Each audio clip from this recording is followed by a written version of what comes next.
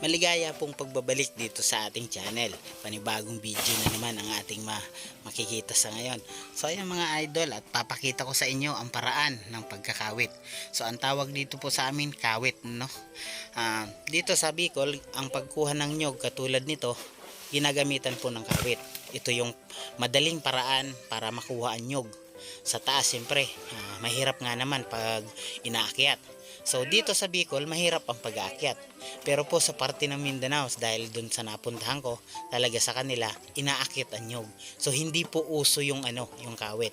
So maano ko lang, maikwento ko lang. Sa part po ng Mindanao na base sa napuntahan ko at nakipagkwentuhan din po ako dun sa ilang mga nagkukupra. So sa Mindanao po, kahit saan parte ng Mindanao, hindi pa uso ang ganito, yung kawit. Siguro dito lamang sa amin sa Bicol ang uso yung ganito. Sa parte kasi ng Mindanao, inaakyat po talaga nila. So kahit gaano kataas yung nyog, talagang akyat. At isang paliwanag nila dyan, mas maganda daw yung inaakyat kasi nalilinisan nila yung puno na nyog at gumaganda raw pong bunga. So dito naman sa Bicol, parang hindi naniniwala, no? So dito sa Bicol, hindi po inaakyat, kinakawit. So ito po ang kawit, isa pong siyang talim, parang tigpas, parang kutsilyo na paikot. So basta tigpas, kung alam niyo po yung tigpas na pantabas, parang ganun. So nilagyan po ng kawayan, so medyo may proseso. So ang galing din po ng nakaimbento nito, no?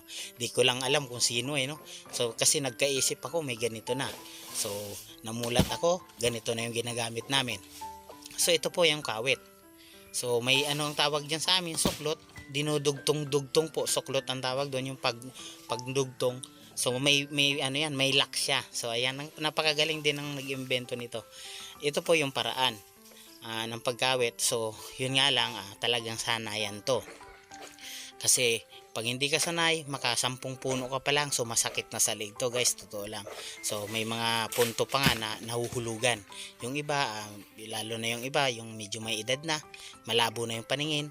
So may mga pagkakataon, may mga pangyayari na nahulugan ng nyog. So ayan, katulad niyan, tumatalbog yung nyog. So minsan tinatamaan yung tao. So kailangan mabilis ka rin.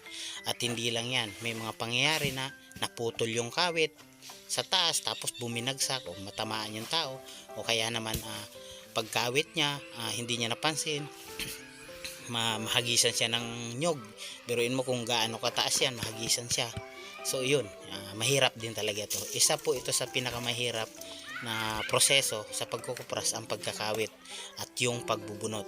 So yan lamang po, katulad nito, nag-iipon. So yan yung pinakamadali siguro, nag-iipon at saka nag-ahakot. Dahil nga sa ito yung pangunahing hanap buhay dito sa amin sa Bicol, so ang pagkukupras, so kahit anong hirap kakayanin, anumang hirap ng buhay, trabaho, so kailangan mong mabuhay, kailangan mong gumalaw. So ayan lamang po mga idol, maraming salamat, at sa muli po, ayan, thank you po sa panonood.